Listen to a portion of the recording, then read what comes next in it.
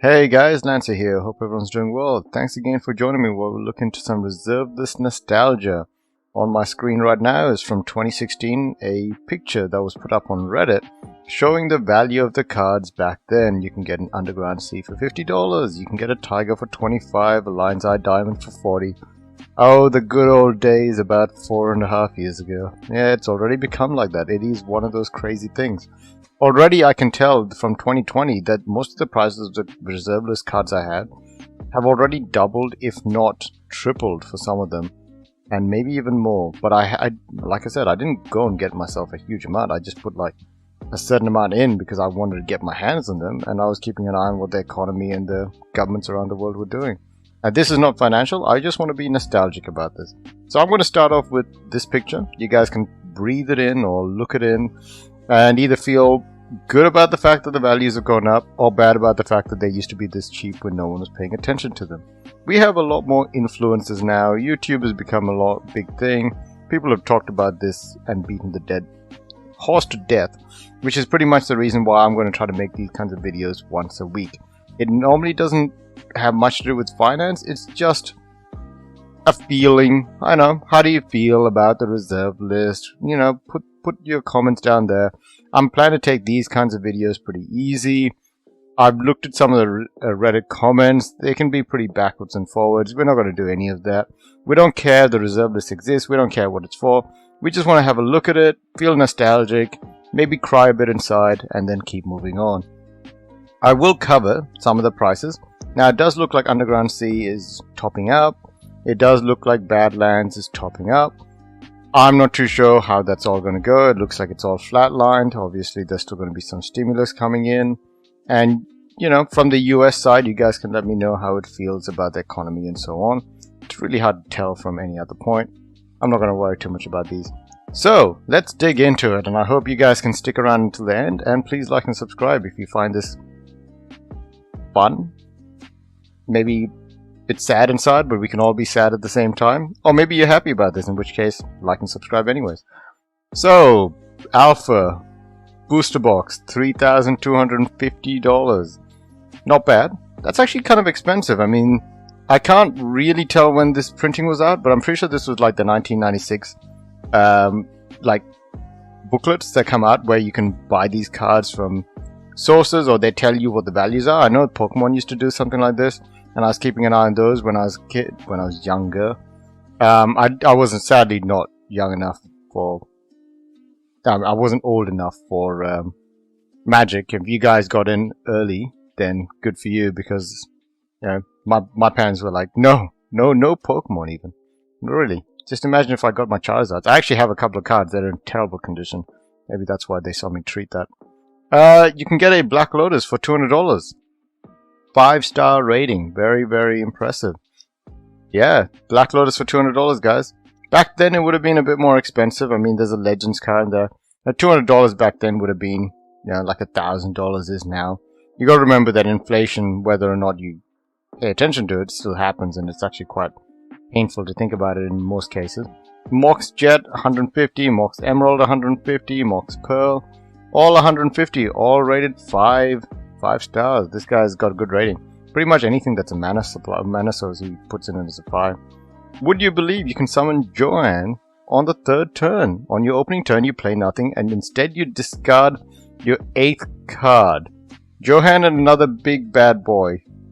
Or another. He's now in your graveyard. After placing a swamp in another land, cast an Animate Dead. Presto granted a disenchantment or tranquility can take him out. But we wouldn't want to be on the receiving end if the enchantment stays. I think that's okay, but like setting yourself back for one turn feels like bad advice in general. Yeah, that's a tricky one. But I do like the fact that they just added that in for the fun of it. Yeah, just wait one turn, guys. Just imagine if your opponent just said, yeah, I passed my turn, I'm going to draw another card, end of my turn, discard a card. And then you're just like, you discarded Johan? Okay, cool, good for you. I don't know if you're going to get any value out of him in the next couple of turns, but good for you. The next one is, yes, revised editions. They even say that it's very dull and faded. That hurts my feelings. Most of my dual lands, I mean all of my dual lands are revised. Can't afford the other ones. Jeez. But yeah, you can get all of these cards, copy artifact for... I'm not too sure what the separations is. I think that might be maybe the quality or something. But, you know, copy artifact, $1, $2, $3. Demonic Tutor, I mean that's not on the reserve list anymore, but $3, $4, $5, pretty good. Oh, I thought that was Guy's Cradle. Fastborns, $3. I mean, I have Fastborns here, $44, $50, $45 for 3rd edition. You know, Unlimited is $159, $160. Pretty crazy times. And I will say, when you look at all of these card values and you add them all up together and you're like, oh man, that's like, what, $1,000 right there. I could have... And now if you try to do the same thing, it's not going to be $1,000. Also, I noticed that one of the printings was talking about the card policy itself. And they did mention that they will never print again in black and white border in game functionality identical form. So they said not black and white, but then I got confused about what about the gold color. Gold, and there is actually a response from Wizards of the Coast when someone asked this, do gold colored reprints violate the reserve list? At normal card size, unfortunately, yes. So I guess they can print them at a bit larger size? I don't know what the restrictions are anymore, but gold ones look pretty cool. So if you guys have any gold ones, they're pretty much, as far as I can tell, they're pretty much equivalent to a reserve list card now.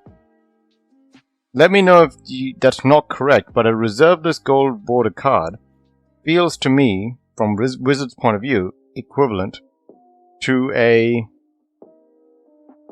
normal white or black bordered card. So I'm not too sure. Like a Guy's Cradle, I wouldn't be surprised if the gold bordered one catches up in price to a normal version at some point. It depends on the quantity, of course, but it's pretty crazy that they value it the same way, so they can't just reprint it if they want to. So you guys can let me know what you think about that. But yeah, so I was just looking at the prices and thinking how crazy it was. I actually found an example of when I bought it. So I got a Bayou middle of last year for moderately played for $297.72. You can get a moderately played for $458.99 now. And that's a Bayou. I'm pretty sure I paid similar prices. About half of what I paid for what they are now. So whether or not that means maybe I'm not smart to sell them, but the thing is they're in decks. Like you guys have said it yourself. When they're in decks, you don't feel like taking them apart. And if you didn't buy them because you're actually doing trading or you're trying to buy and sell and just market these, then there's no reason why you want to hold on. Why you wouldn't want to hold on to them. They're going to be played.